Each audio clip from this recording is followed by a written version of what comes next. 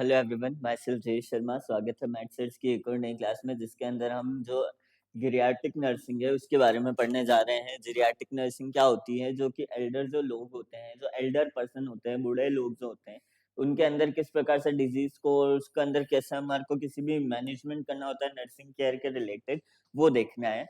सबसे पहले हम बात करते हैं कि नर्सिंग मैनेजमेंट के लिए हम क्या होता है कि जो क्रोनोलॉजिकल एज होती है जिसके अंदर वो एल्डर या फिर ओल्ड घोषित हो जाते हैं, या फिर 65 साल से जो ऊपर के जने होते हैं, उनकी जो केयर होती है उनको हम क्या कहते हैं? गिरियाट्रिक केयर कहते हैं। ठीक है।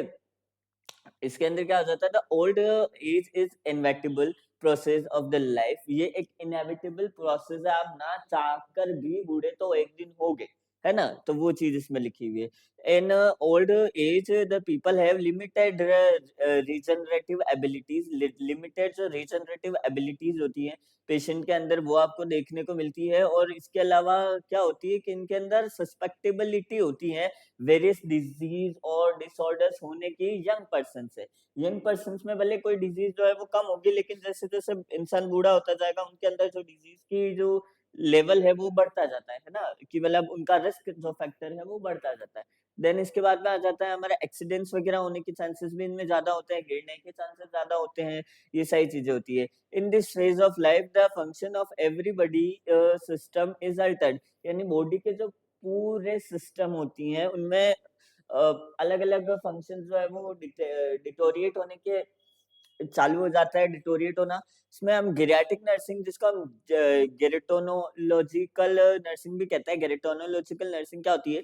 ये नर्सिंग की एक ऐसी स्पेशल ब्रांच होती है, ऐसी स्पेशल ब्रांच होती है जो कि हमारे प्रिवेंटिव, प्रमोटिव, क्यूरेटिव और रिहेबिलिटेटिव नर्सिंग केयर जो है ओल्ड पर्सन के अंदर एसोसिएट करती है और वो उसको एनहेंस करती है, इंकरेज करती है। देन ऑब्जेक्टिव जो होती है गिरियाट्रिक नर्सिंग की, वो क्या होती है हमारे? To identify the disease and disability of the old person. Old person के अंदर जो डिजीज और डिसेबिलिटीज होती है अर्ली स्टेज में हमारे को फाइंड करनी होती है। उसके अलावा उसको अप्रोप्रिएट ट्रीटमेंट देते होता है कि जो इनिशियल स्टेज होती है ना उसके अंदर चीजें जल्दी से ठीक हो जाती है, रिकवर हो जाती है, क्योर हो जाती है। या फिर कोई ऐसी डिजीज हो गई जिसका कोई क्योर ही नहीं है, तो उसको पर्टिकुलर प्रिवेंशन और प्रिवेंटिव लाइफस्टाइल के साथ में आप उसको मैनेज कर सकते हो कि भाई अब इस जगह पे हो चुकी तो हमारे को इधर हमारे को रोकथाम कर देनी है। तो appropriate nursing care to prevent the various diseases and the accident in old person. Old person के अंदर एक्सीडेंट और वेरियस डिजीज को प्रिवेंट करने का काम करना होता है, ये इसका उद्देश्य होता है।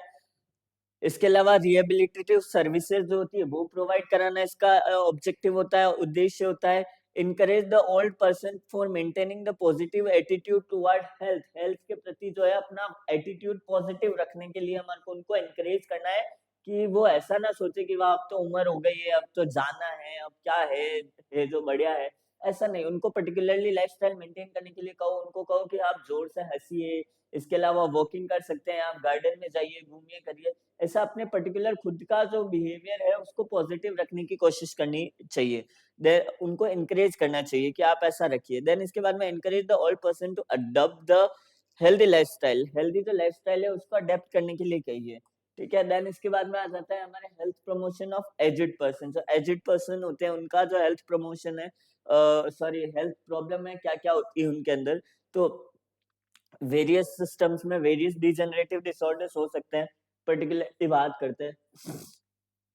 ये क्वेश्चन आता है एमएसएन के अंदर, डायरेक्ट आ सकता है, तो इसको लिख लेना है कि भाई various systemic changes in elder person, या फिर health problem related to the disorders, जैसे कुछ भी आ सकता है ऐसा क्वेश्चन करके कि डाइजेस्टिव सिस्टम्स रिलेटेड क्या क्या चेंजेस होंगे, रिस्पिरेटरी क्या होंगे।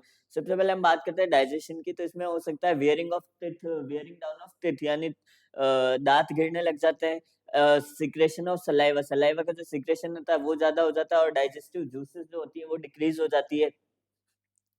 पेरिस्टालसिस जो मूवमेंट होता है वो रिड्यूस हो जाता है। टेस्ट बस जो होती है वो लेस एक्टिव होती है।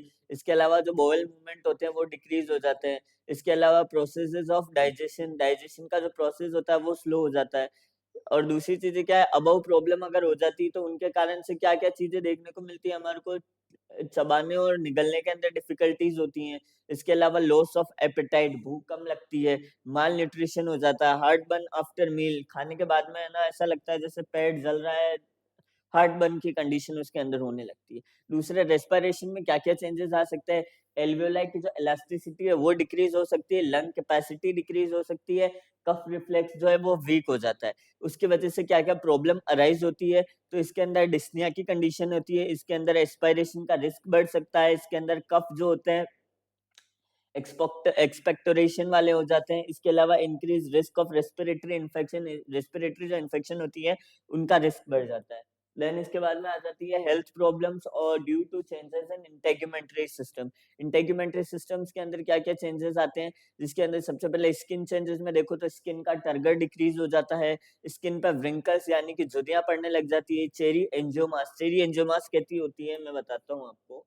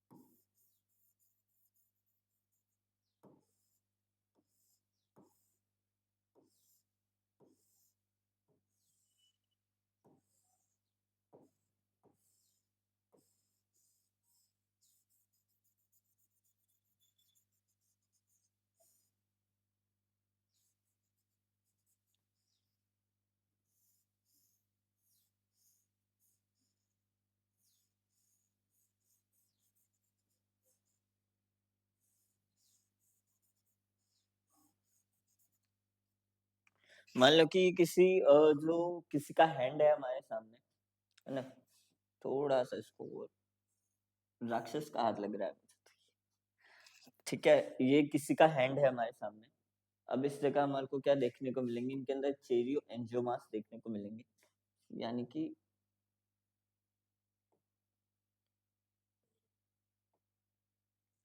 है ना,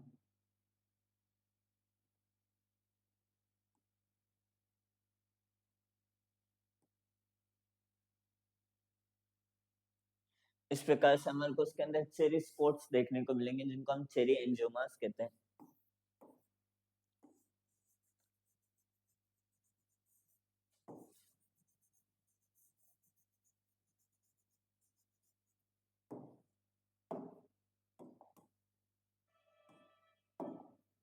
देन इसके बाद में हम देखते हैं इसको,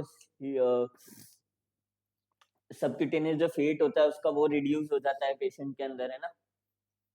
जो एल्डर होते हैं, जैसे जैसे एल्डर होते जाते हैं उनका सबक्यूटेनियस फेट जो है वो रिड्यूस होता जाता है। साथ ही साथ में हमारे को उसका पिगमेंटेशन डिक्रीज होता है, टर्गर डिक्रीज होता है। साथ में हमारा जो हेयर लॉस है वो हो जाता है, हेयर की जो पिगमेंटेशन है वो ग्रेइश हेयर हमारे को देखने को मिलता है। आजकल तो बच्चों में भी, बच्चों में तो क्या मतलब अडल्ट के अंदर भी ग्रेइश हेयर देखने को मिलते हैं। ठीक है, उसके बाद में स्वेट ग्लैंड्स जो होती है वो लेट्स एक्टिव हो जाती हैं। इसके अलावा ड्यू टू अबव चेंजेस, इनकी वजह से क्या क्या चेंजेस हो सकते हैं बॉडी के अंदर, इंजरी होने के चांसेस ज्यादा हो सकते हैं क्योंकि स्किन ड्राई रहती है। इसके अलावा हीट स्ट्रोक होने के चांसेस ज्यादा रहते हैं। इसके अलावा अगर नील को ट्रिम करने में डिफिकल्टीज होती है क्योंकि वो कच्चे होते तो, सॉरी, ड्राई होते तो उसको टूटने का डर रहता है ज्यादा। इसके अलावा लोअर सेल्फ स्टीम, उनको वो देख के खुद को जो सेल्फ स्टीम है वो कम हो जाती है उनकी, है ना। देन इसके बाद में आ जाती है हमारे health problem due to changes in cardiovascular system. Cardiovascular changes जो है वो क्या क्या हो सकते हैं, reduce cardiac efficiency, cardiac efficiency जो होती है वो रिड्यूस हो जाती है। ब्लड फ्लो जो होता है हार्ट के टुवर्ड वो रिड्यूस हो जाता है। ब्लड वेसल्स की जो इलास्टिसिटीज है वो रिड्यूस हो जाती है। इसके अलावा narrowing of the cavity of the blood vessels due to deposition of cholesterol, cholesterol के डिपोजिशन की वजह से जो ब्लड वेसल्स की कैविटी होती है वो नैरो हो जाती है। इसके अलावा हमारे जो decrease elasticity of cardiac walls, cardiac जो वाल्व्स होती है उसकी इलास्टिसिटी डिक्रीज हो जाती है। अब इतनी सारी चीजें हो गई तो उसकी वजह से क्या क्या चेंजेस हो सकता है, वेरिकोसाइटिस हो सकता है, एथेरोस्क्लेरोसिस की कंडीशन, थ्रोम्बस फॉर्मेशन की कंडीशन हो सकती है, rupture of blood vessels increase हो सकता है रिस्क। इसके अलावा ब्लड सप्लाई जो है वो हेमरेजिक कंडीशन है ना, ये लिख लेना, हेमरेजिक कंडीशन में आ रहा है। देखो हमने ये सारे डिसऑर्डर्स, ये सारे जो टर्म्स है वो पर्टिकुलर अपने अपने सिस्टम्स में पढ़े हुए हैं, तो उस वजह से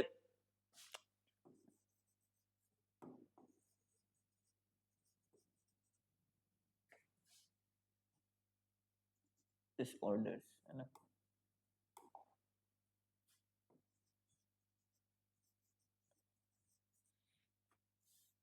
में अराइज।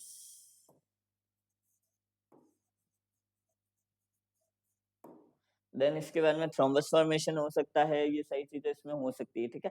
ये देखो क्योंकि हमने सबने पर्टिकुलर अपने अपने सिस्टम्स के अंदर ये सारे टर्म्स पढ़ रखे हैं, तो ये क्लास हमारे लिए इतनी ज्यादा वो डिफिकल्ट नहीं हो रही है, क्योंकि हमें पता है कि क्या तो चेंजेस हो रहे हैं बॉडी में और उसकी वजह से प्रॉब्लम क्या क्या आ सकती है, नॉर्मल चीजें, तो कंफ्यूज नहीं होने का। अब जैसे health problem related due to nervous system, अब नर्वस सिस्टम में क्या क्या चेंजेस, जैसे एक्टिवनेस ऑफ सेंसरी और मोटर नर्व वो डिक्रीज हो जाती है, रिफ्लेक्सेस जो एक्टिविटी वो डिक्रीज हो जाती है, इसीलिए लोग बाग कितने डल हो जाते हैं, जैसे जैसे बुढ़ापा आता है किसे धीमे होते जाते हैं ना।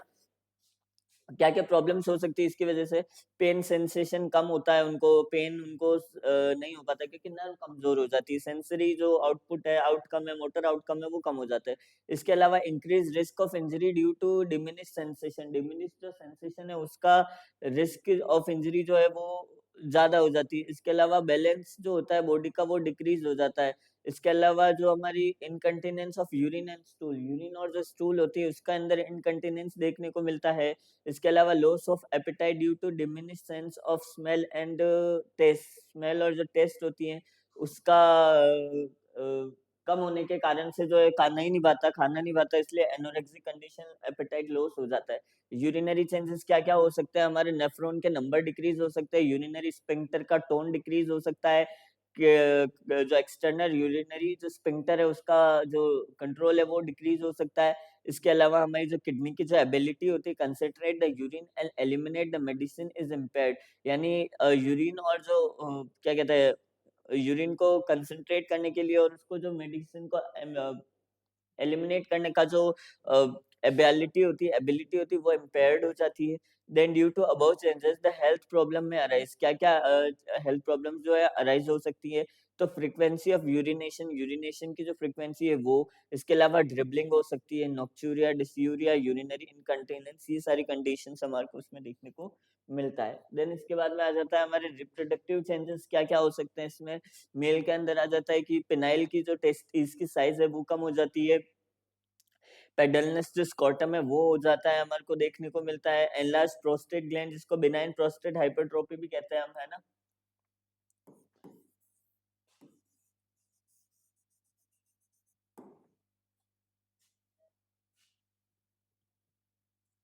सॉरी,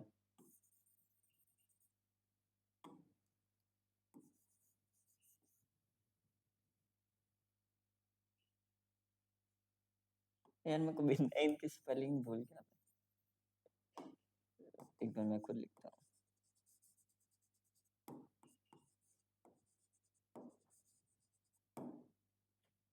दोनों ही गलत है।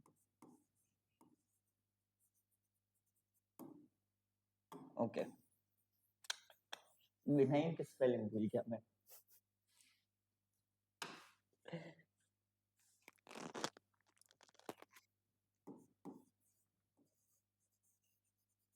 बिनाइन, हाँ अब जाके सही लिखी, देखा आती है मेरे को।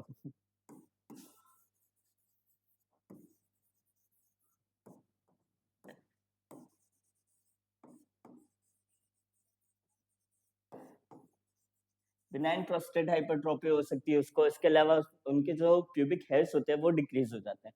साथ ही साथ में हमारे को उसमें क्या क्या हेल्थ प्रॉब्लम देखने को मिलती है इसके कारण से, तो सेक्सुअल एक्साइटमेंट कम हो जाता है। इसके अलावा लोअर सेल्फ स्टीम जो होती है उनकी कम हो जाती है। इसके अलावा सेम चीज अगर फीमेल्स में आ जाती है तो रिप्रोडक्टिव चेंजेस आ जाती है, जैसे कि ओवरीज और वेजाइना है उसमें एट्रोपी हो जाती है। इसके अलावा वेजाइनल जो सिक्रेशन है वो स्केंटी हो जाता है। पेड्यूलस ब्रेस्ट, आपको पेडनलेस जो ब्रेस्ट है वो देखने को मिलते हैं, स्मॉल फ्लेट निपल्स हो जाते हैं उनके, इसके अलावा प्यूबिक हेयर जो होते हैं वो डिक्रीज हो जाती है। Then health problem due to above changes, above जो चेंजेस होते हैं उनकी वजह से क्या क्या जो हेल्थ प्रॉब्लम्स है वो हमारे को देखने को मिलते हैं इसके अंदर। तो decrease the sexual excitement, sexual जो एक्साइटमेंट होता है वो डिक्रीज हो जाता है। इसके अलावा पेनफुल सेक्सुअल इंटरकोर्स जिसको हम डिस्पेरियूनिया कहते हैं ना,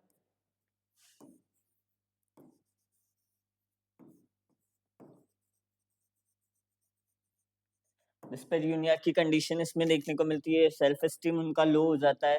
देन इसके बाद में एंडोक्रिनल सिस्टम एसोसिएटेड प्रॉब्लम क्या क्या आ सकती है, तो सबसे पहले तो हार्मोन जो टेस्टोस्टेरोन है उसका मेल के अंदर डिक्रीज हो जाना, एस्ट्रोजन प्रोजेस्टेरोन का फीमेल में डिक्रीज हो जाना, फिर मेंस्ट्रुअल प्रॉब्लम भी आ जाती है कितनी बार, मेनार्की नहीं सॉरी मेनोपॉज वगैरह के अंदर भी डिफिकल्टीज होती हैं। देन इसमें मेल के अंदर कंडीशन होती है तो फटीग वगैरह हो सकता है उसको, सेक्सुअल एक्साइटमेंट उसका डिक्रीज हो सकता है।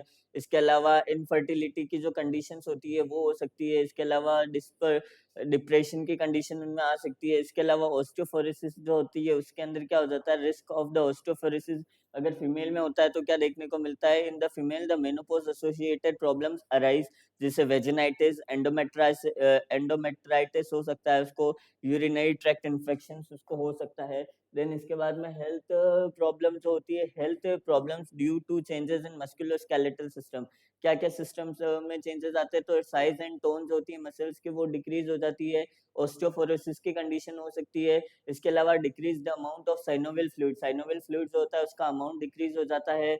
और अबव चेंजेस के कारण इसके अंदर क्या देखने को मिलते हैं, risk of fracture increase, fracture का जो रिस्क होता है वो इंक्रीज हो जाता है। इसके अलावा फिजिकल एक्टिविटीज जो होती है वो कम हो जाती है इनकी, फिर इजीली फटीक होने को लगता है, लेथार्जिक कंडीशन इसमें आ जाती है, इजीली लेथार्जिबल हो जाता है पेशेंट।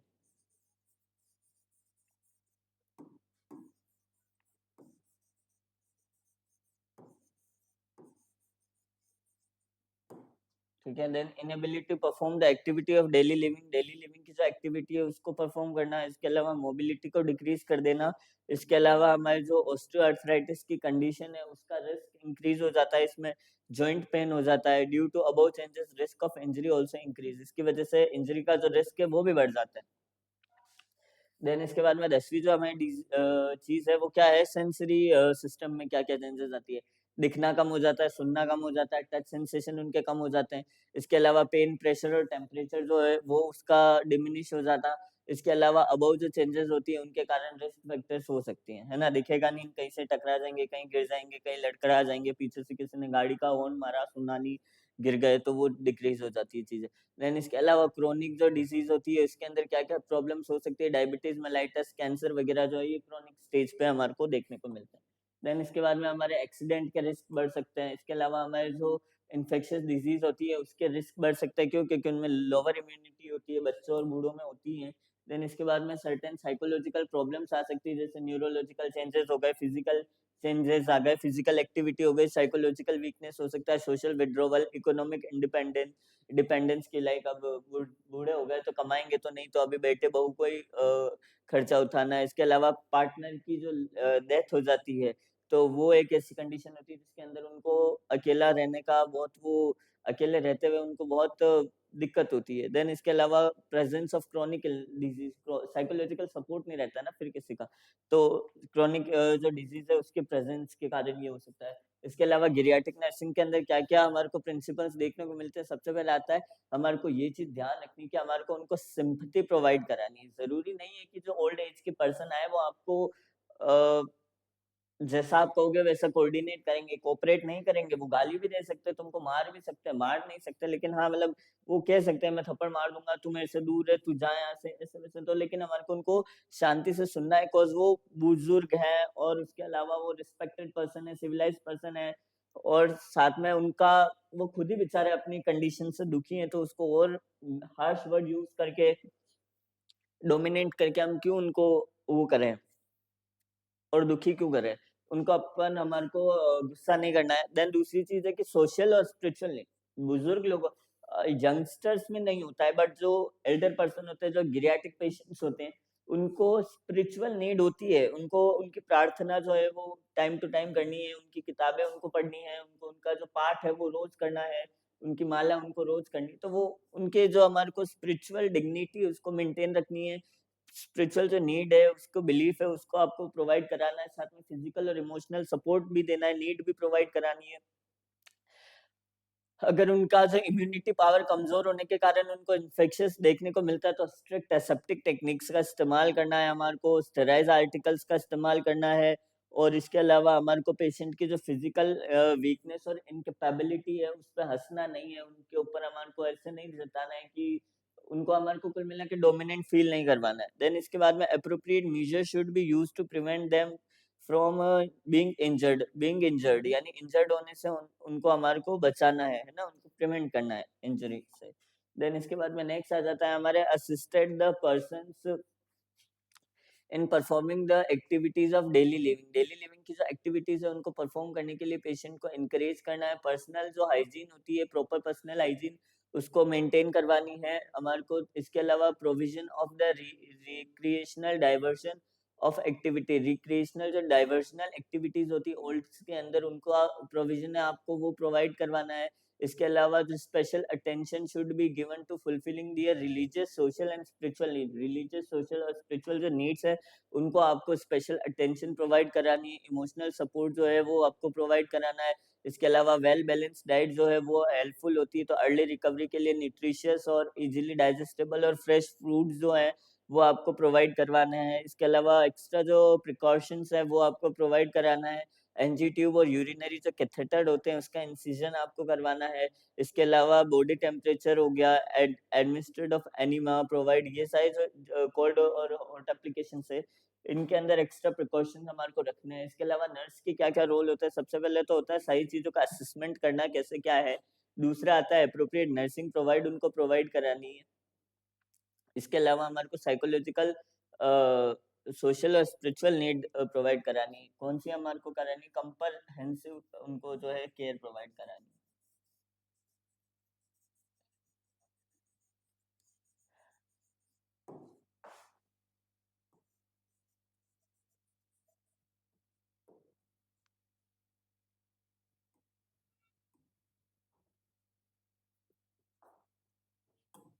देन इसके बाद में हम बात करते हैं पिंक क्लासेस जो है हमारे लिए दो बैच लेके आया है। एएनएम और जीएनएम का ड्यूरेशन एएनएम का 2 साल का है, जीएनएम का 3 साल का है। एएनएम की जो फीस है वो 50,000 रुपीज पर ईयर है, और जीएनएम की जो है 65,000 रुपीज पर ईयर फीस है इसकी। देन इसके बाद में हम बात करते हैं असेसमेंट से रिलेटेड क्या क्या होते हैं असेसमेंट।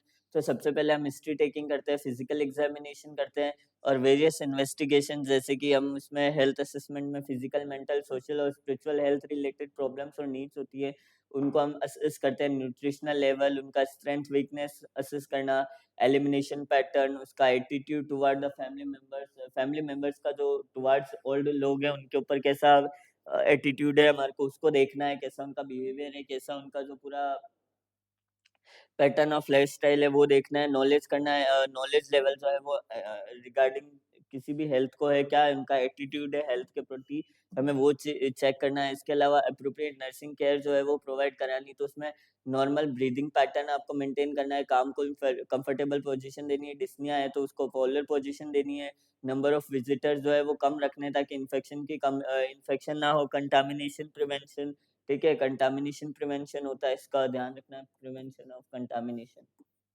जैसे लिख लो प्रिवेंशन ऑफ कंटामिनेशन।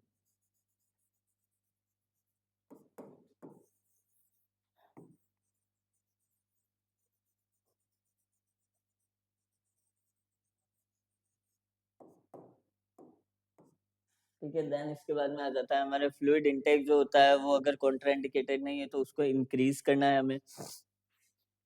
देन इसके अलावा if there is the accumulation of the secretion in airway, airway के सिक्रेशन के अंदर हमारे को क्या करना है, provide steam inhalation, steam inhalation जो है वो प्रोवाइड करवाना है।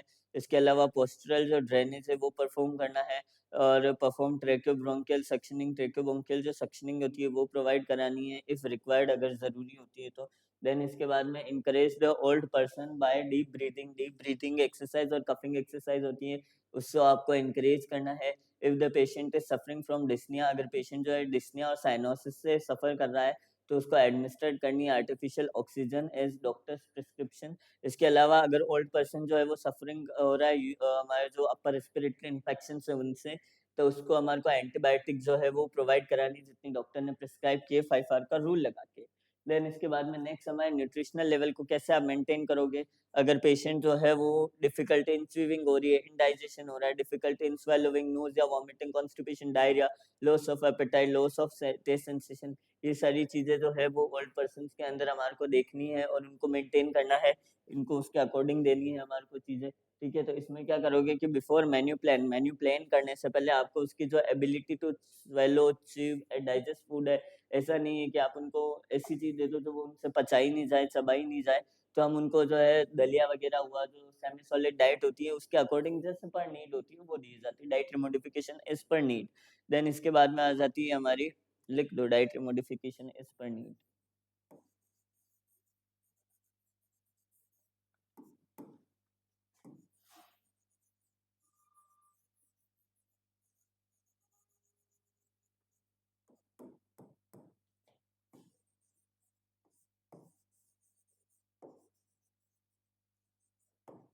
देन इसके बाद में अनएबल टू स्वेलो हो गया, इसके बाद में उसको इतना ही देना है जितना वो निगल सके, ऐसा नहीं वो एस्पायरेट कर जाए या अटक जाए उसके गले के अंदर, वो सब ऐसा नहीं होना चाहिए।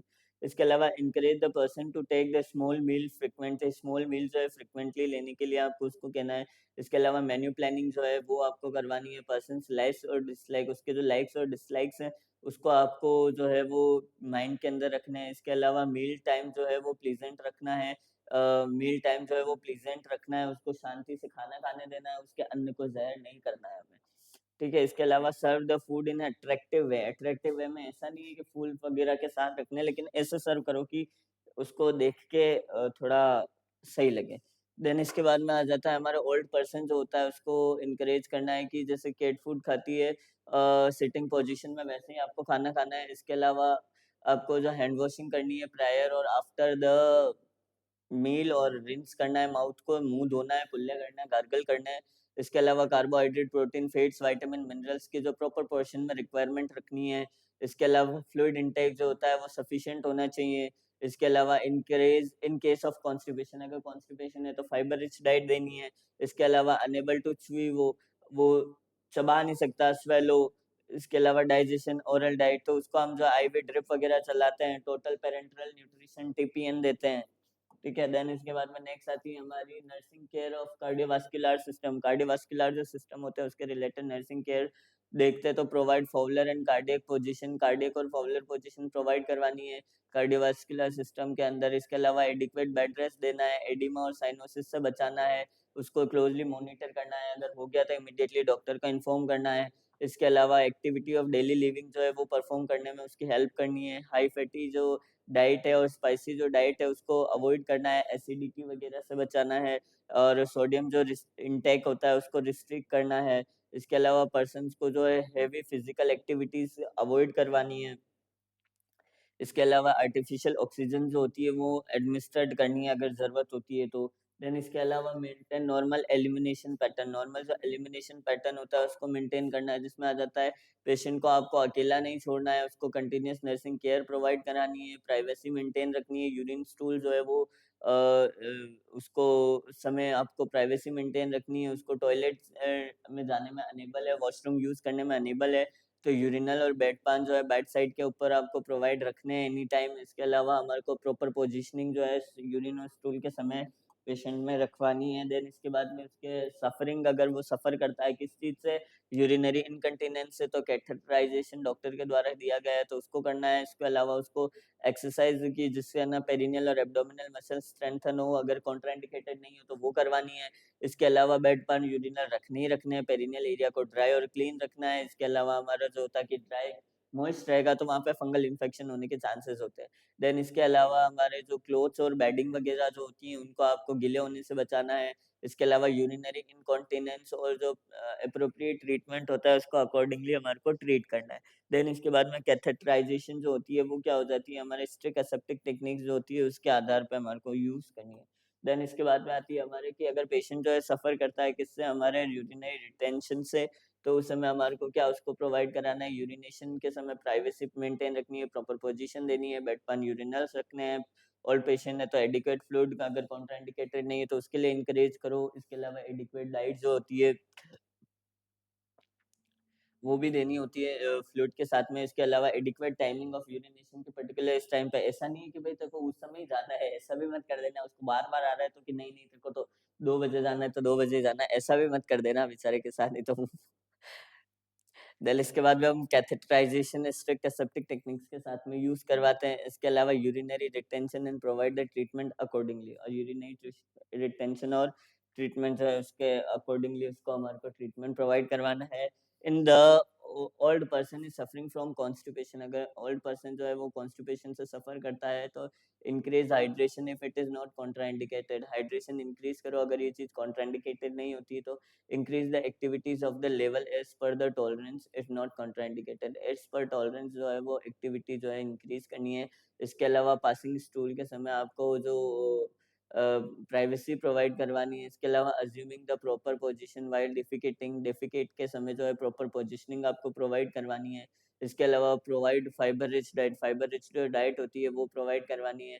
इसके अलावा माइल्ड लेक्सेटिव जो है वो प्रिस्क्राइब किए वो एडमिनिस्ट्रेट करना है। एनिमा जो होता है वो आपको प्रिस्क्राइब करना है एज अ डॉक्टर, ठीक है, डॉक्टर के प्रिस्क्रिप्शन के अकॉर्डिंग। इसके अलावा ओल्ड पर्सन अगर सफर कर रहा है डायरिया वगैरह से तो उसके अंदर हमारे को वाटर इलेक्ट्रोलाइट बैलेंस और एडिक्वेट पेरिनियल केयर जो है वो हमारे को प्रोवाइड करवानी है। देन इसके बाद में नेक्स्ट आ जाती है हमारे पर्सनल हाइजीन कैसे मेंटेन करनी है, रेगुलर बात, रेगुलर ओरल केयर, ये सब करना है। नेल्स, हेयर और जो ओरल केयर है उसको पेरिनियल केयर की जो केयर है वो अच्छे से प्रोवाइड करानी है। ब्रशिंग, बाथिंग और क्लोथ्स वगैरह के अंदर हमारे को ध्यान रखना है। वेट क्लोथ्स का यूज नहीं करना है, मॉइस्चर के कारण फंगल इन्फेक्शन हो सकता है, स्किन इन्फेक्शन, इंटेगुमेंटरी इन्फेक्शन हो सकते हैं। इसके अलावा हमारे जो पर्सन है जो अगर unable to go to the bathroom then bed bath दो, है ना।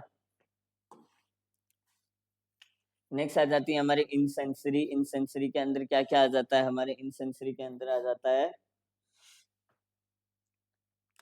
सेंसरी के परसेप्शन के अंदर अगर विजन नहीं है तो उसको रेगुलर आई चेकअप के लिए कहो। साइड रेल्स ऊपर रखो ताकि अगर दिखा नहीं तो गिर ना जाए।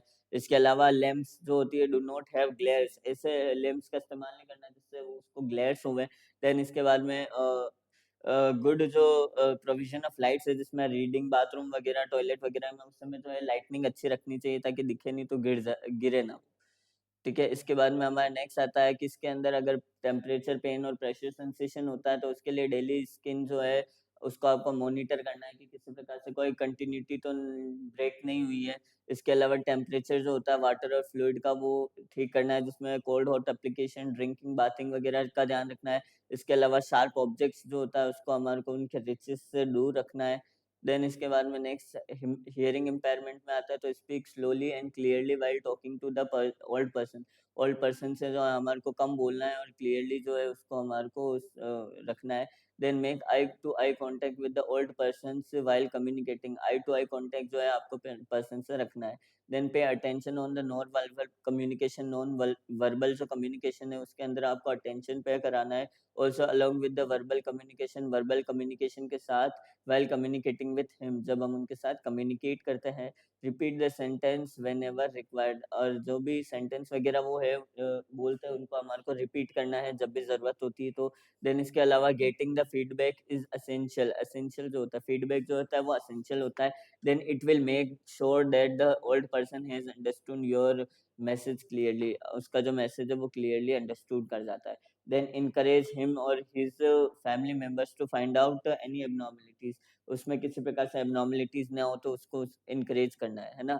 देन इसके बाद में हमारे इम्पेयर्ड टेस्ट और स्मेल, इसके अंदर क्या कर सकते हो आप, तो ओरल केयर आपको प्रोवाइड करानी है। उसके पेशेंट के लाइक डिसलाइक्स आपको पता होनी चाहिए ताकि एनोरेक्सिक कंडीशन के अंदर वो कुछ तो खाए, उसको खाना जो जरूरी है प्रॉपर न्यूट्रिशन वगैरह के लिए। मील टाइम प्रेजेंट होना चाहिए। इसके अलावा विटामिन मिनरल एडिशनल ऐड कर लो ताकि न्यूट्रिशनल डेफिशिएंसी ना रहे। इसके अलावा हमारे को जो फ्लेवर्ड जो डाइट होती है उसको अच्छा करना है लेकिन एडिटिव्स यूज नहीं करना है। देन इसके अलावा स्किन इंटेग्रिटी के लिए गुड स्किन केयर देनी है, मेटिकुलस स्किन केयर देनी है। हर 2 घंटे में बेड सोर से प्रिवेंट करने के लिए पोजीशन चेंज करनी है। स्पेशल केयर जो होती है पॉइंट प्रेशर्स पे आपको रखनी है। ठीक है। देन हमारे नेक्स्ट आ जाती है क्या-क्या दे सकते हैं सुपाइन में, तो ऑक्सीपुट ऑफ द बेड, उसका ऑक्सीपुट हुआ, शोल्डर्स हुआ, बैक, बटक्स, हील्स, एल्बो, इन सब के अंदर हमारे को प्रेशर पॉइंट्स जो है वो ध्यान है हमारे को, क्योंकि हमने पोजीशन में पढ़ी है। सेम चीज़ प्रोन पोजीशन में आ जाती है हमारे, पोजीशन में भी पढ़ा है, बैक शोर में भी पढ़ा है ना, डेक्यूबिटस अल्सर से इन जगहों को प्रिवेंट करना है, क्योंकि ये उभरे हुए जगह होती है। चीक्स, ईयर, ब्रेस्ट अगर फीमेल में, तो मेल है तो एक्सटर्नल जेनिटल्स हुआ, नी, टॉयज, इन सबको प्रिवेंट करना है। देन इसके बाद में हमारे को जो है ओल्ड पर्सन है तो वो इनकॉन्टिनेंस ऑफ यूरिन का होगा, हाई फीवर और डायरिया वगैरह वाला होगा, तो उसमें वेट लिनन क्लॉथ से हमारे को उसको इमीडिएटली चेंज करने हैं, प्रॉपर पेरिनियल केयर देनी है, सिच बाथ की जरूरत है तो सिच बाथ परफॉर्म कर सकते हो, एक्टिव और पैसिव एक्सरसाइज प्रोवाइड करवाओ। इसके अलावा वेल बैलेंस डाइट जो होती है वो देना चाहिए। इसके अलावा nutrition in the proper position as per requirement nutritional position जो है आपको रिक्वायरमेंट देनी है। Then prevention of infection, infection से प्रिवेंट करना है कैसे, strict aseptic technique while caring for the patient, caring for the patient, patient को केयर करनी है। स्ट्रिक्ट एसेप्टिक टेक्निक्स के साथ में hand washing is must before and after every procedure, हर प्रोसीजर के पहले और बाद में जो है हैंड वॉशिंग करवानी है। While providing the care to him use only sterile article, सिर्फ स्टेराइल जो आर्टिकल्स होते हैं उनका इस्तेमाल करना है। प्रोवाइड वेल बैलेंस डाइट जो है वो प्रोवाइड करानी है। एडिक्वेट पर्सनल और एनवायरमेंटल हाइजीन प्रोवाइड करानी है। इसके अलावा इन्फेक्शियस डिजीज है तो उसको आपको आइसोलेट रखना है पेशेंट को। इसके अलावा closely monitor the patients old person of any clinical features infection, अगर इन क्लिनिकल फीचर्स जो होती है इन्फेक्शन के कारण अगर वहाँ पे दिखते हैं तो उस समय हमारे को अप्रोप्रिएट केयर प्रोवाइड करानी है और एंटीबायोटिक देनी है अगर आपको इन्फेक्शन का कोई सिम्टम दिखता है तो। नेक्स्ट साइकोलॉजिकल सपोर्ट प्रोवाइड कराना है, अकेला नहीं छोड़ना है, उसके पार्टनर्स वगैरह को, उसके क्लोज रिलेटिव को साथ में रहने के लिए कहना है, उसको रीअश्योर करते रहना है, इमोशनल सपोर्ट सिंपैथी प्रोवाइड करवानी है। इसके अलावा एक्टिविटीज जो है वो डेली लिविंग एक्टिविटी परफॉर्म करनी है, कंटिन्यूस केयर आपको देनी है उसको। इसके अलावा उसके क्वेश्चंस जो अगर वो पूछता है तो फ्रेंडली मैनर में जवाब देना है। इसके अलावा उसको म्यूजिक, बुक्स, टीवी, इसके अलावा कुछ सुनना देखना पसंद है तो आपको वो उसको प्रोवाइड कराना है। इंडोर गेम्स वगैरह जो है जनरल हेल्थ स्टेटस अलाउ करती है तो प्ले करने के लिए कहना है। इसके अलावा बर्थडे पार्टी, मैरिज सेरेमनीज जो होती हैं इनके अंदर अगर कॉन्ट्रा इंडिकेटेड नहीं है तो उनको सोशलाइज होने के लिए, सोशल विड्रॉवल से बचने के लिए आपको ये चीज़ों के लिए अलाउ करवाना है। इसके अलावा हमारे को उसके फ्रेंड्स और रिलेटिव को उनको मिलने के लिए कहना है। इसके अलावा encourage the older person to verbalise his feeling, उनकी जो फीलिंग्स होती है उनको वर्बलाइज करने के लिए इनकरेज करना है कि आपको जो प्रॉब्लम है, आपको जो दिक्कत है वो बताइए। उनके जो रिलीजियस बिलीफ्स होती हैं उनको रिस्पेक्ट करना ज़रूरी है। इसके अलावा हमारे को जो affected old age family relationship has an important impact on the old person जो होते हैं वो अपने बेटे-बहुओं को, अपने पोते-पोतियों को, दोहिते-दोहितियों को, बेटियों को देख के ही जीते हैं, है ना? उस समय जो है उनका फैमिली का जो रिएक्शन होना चाहिए, जो बिहेवियर एटीट्यूड होना चाहिए, पॉजिटिव और रिस्पेक्टफुल होना चाहिए। इसके साथ-साथ में उनको लाइफ और हैप्पीली जीने को मिलती है। इसके अलावा उनकी लाइफ जो है वो एन्जॉय करते हैं। इसके अलावा वो जो होती है दिस रिलेशन आर डिसरिस्पेक्टफुल, और ये जो अगर रिलेशनशिप डिसरिस्पेक्टफुल होता है तो उनमें ग्रेट डिस्कम्फर्ट आपको देखने को मिलता है ओल्ड पर्सन के अंदर। इसके अंदर अगर जैसे पर्सन जो हो जाती है वो अपना टाइम जो होता है होम में कब काटते हैं, जब तो एक तो जब पेशेंट जो होती है वो रिटायर्ड हो जाता है गवर्नमेंट जॉब से तब वो घर पे बैठता है। इसके अलावा हमारा प्राइवेट जॉब वगैरह थी उसकी, और उसमें भी वो फिजिकल और मेंटल कंडीशन उसकी सही नहीं थी, इनएबिलिटी थी, इनकैपेबिलिटी थी, तो उस वजह से वो जाने से असमर्थ होता है तो उस समय वो घर बैठता है, या कोई क्रोनिक डिजीज हो जाती है तो उसकी वजह से, या उसे चलने नहीं आता है, मोबिलिटी डिक्रीज हो जाती है तो उस वजह से वो घर पे बैठता है। इसके अलावा हमारे जो एक्सीडेंट और इंजरी है उसके कारण उसके सेंसेशन डिमिनिश्ड हो गए तो वो घर बैठता है। देन इसके बाद में as the all person spend the most of the time in their life at the home with the family members, so the phases of the family life familiar relationship become more important. जो familial relation जो होते हैं वो phases जो होते हैं life के वो भी बहुत ज़्यादा इंपॉर्टेंट हो जाते हैं। The family member should try to understand the problem and need of the old person, and they should try to fulfill their needs, all the types of needs, so physical, social, emotional and spiritual as far as possible। ठीक है, ये सारी चीज़ें आपको उसको provide करवानी होती है। इसके अलावा हमारे को जो होता है लाइफस्टाइल जो होती है उसकी अकॉर्डिंगली जो उनको चलना होता है और सारी जो चीज़ें होती है वो उनके अल्टर्ड होती है। अब देखो क्या लिख रखा है इसके अंदर कि लाइफ जो होती है वो उनकी फैमिली में ही कट जाती है। फैमिली रिलेशनशिप इसलिए बहुत ज़्यादा ज़रूरी होते हैं ताकि वो उनकी नीड्स को, उनकी प्रॉब्लम्स को अंडरस्टैंड करें। इसके अलावा जो होती है वो फुलफिल करें उनकी सारी needs, physical needs, social need, emotional need और स्पिरिचुअल नीड्स होती है वो। देन इसके बाद में हम बात करते हैं पिंक क्लासेस हमारे लिए 2 बैचेस लेके आया है ऑनलाइन का एएनएम और जीएनएम का। एएनएम का जो ड्यूरेशन है वो ₹2400 में 6 मंथ का सब्सक्रिप्शन है और 2500 में जीएनएम का 6 मंथ का सब्सक्रिप्शन आपको मिलता है। देन हम नेक्स्ट बात करते हैं हमारी कि क्या-क्या चीज़ें जो है फुलफिल होनी चाहिए, सारी चीज़ें सेम है हमारी, इसमें कोई नई चीज़ नहीं है। हमारे को काम comfortable, well ventilated, peaceful environment provide कराना है उनको। अगर मेन्यू प्लान करने से पहले उनकी सारी चबाने की, निगलने की और डाइजेस्ट करने की एबिलिटी देख लेनी है। इसके अलावा न्यूट्रिशियस लाइट टेस्टी डाइट आपको देनी है। इसके अलावा फ्रेश फूड उनको प्रोवाइड कराना है, अट्रैक्टिव वे में देना है। ओल्ड पर्सन है तो एक्टिविटी में उनको असिस्ट करना है, पैसिव एक्टिविटीज़ करवा सकता है। अगर एक्टिव में वो डर रहे तो उनको पीरियोडिकल हेल्थ चेकअप आपको रूटीन करवाना होता है, पीरियोडिकल करवाना होता है। एब्नॉर्मैलिटी होती है तो कंसल्ट करना होता है डॉक्टर्स के साथ। इसके अलावा प्रॉपर पोजीशनिंग मेंटेन रखनी है, उनके पर्सनल हाइजीन और जो सोशल हाइजीन है, एनवायरमेंटल हाइजीन है वो मेंटेन रखना है। नेल्स, हेयर केयर करनी होती है। इसके अलावा ओरल केयर और पेरिनियल केयर आपको करवानी होती है। सिम्पैथिक रहना होता है, पेशेंट के साथ सिम्पैथी के साथ रहना होता है। इसके अलावा केयरिंग टुवर्ड ओल्ड ओल्ड जो पर्सन होते हैं उनके टुवर्ड आपको केयरिंग होना चाहिए। इसके अलावा उनको जो भी चीज़ें देखनी होती है उनको आपको एनकरेज करना है, चाहे टीवी हो, चाहे म्यूज़िक हो, चाहे वो बुक हो। इसके अलावा रिलीजियस बिलीफ को रिस्पेक्ट करो, वर्बलाइज़ हिज़ फीलिंग, उसकी जो फीलिंग्स वगैरह है, उसको आपको एनकरेज करना है कि आप बताइए क्या तकलीफ है, क्या नहीं है, वो आपको उससे पूछना है। देन इसके अलावा when the problem arises the family discussion a decision should be done to the old person and important should be given to the advice और उनकी जो फैमिली डिस्कशन कराएँ, उनकी जो एडवाइस होगी, उनके जो वे होंगे, उनके जो एडवाइसेज़ होंगे सजेशंस होंगे, उनको आपको क्या करना है इम्पोर्टेंस देनी है। इसके अलावा appropriate measure should be applied. Appropriate measure जैसे preventing old person from being injured by any accident, किसी भी एक्सीडेंट के द्वारा इंजर्ड हो जाता है, तो उससे उसको प्रिवेंट करना है। आई होप आपको ये क्लास समझ में आई होगी। Thank you so much.